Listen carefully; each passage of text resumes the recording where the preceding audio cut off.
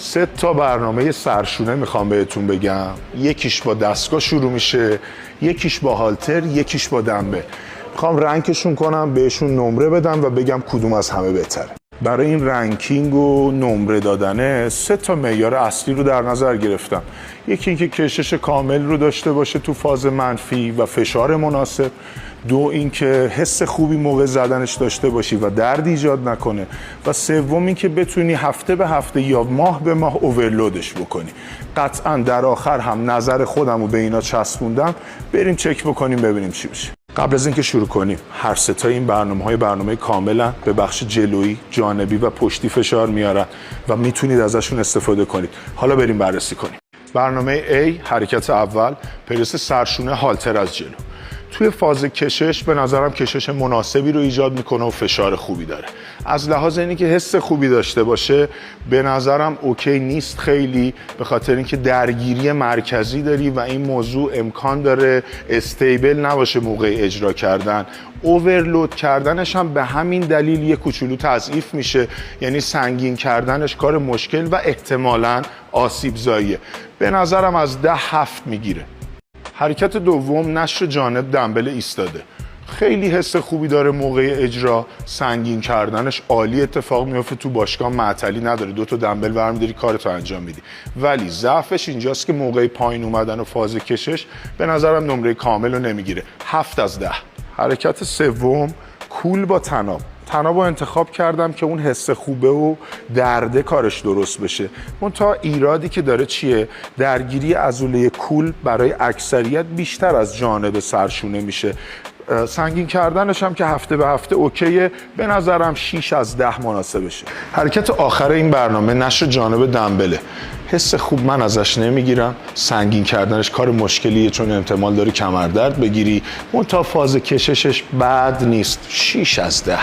این برنامه اوورالش شد 6.75 از 10. میره رتبه 3. بریم برنامه بعدی. برنامه دوم، حرکت اول، پرس سرشونه دمبل.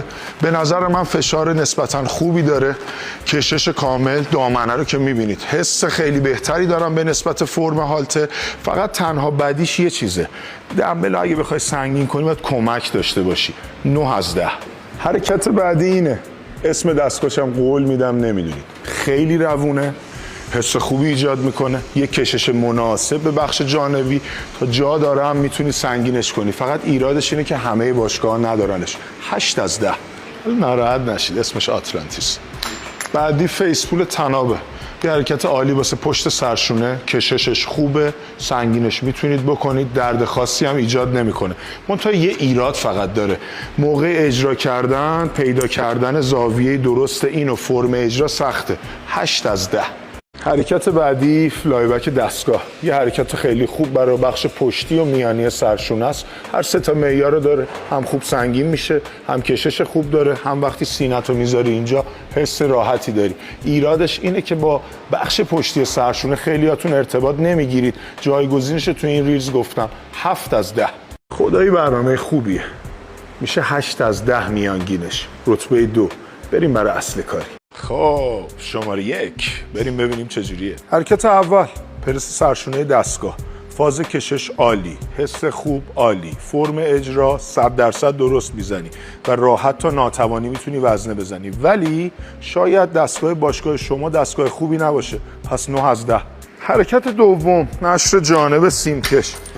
این همه چی تمومه، همه فاکتورها رو داره، همه باشگاه‌های سیمکش درستابی دارن. به نظرم 10 از 10 بدیم بهش. اگه ایرادی داره کامنت کن، ما یاد بگیریم.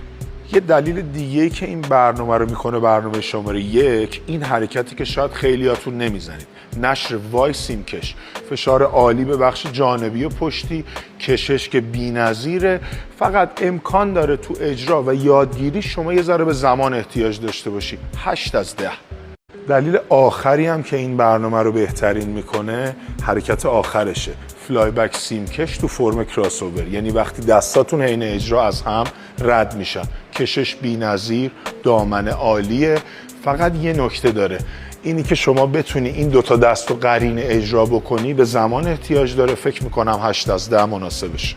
یه نکته این وسط، چون داریم رنک بندی میکنیم مجبوریم تعدادا رو برای تمام برنامه ها یکی در نظر بگیریم.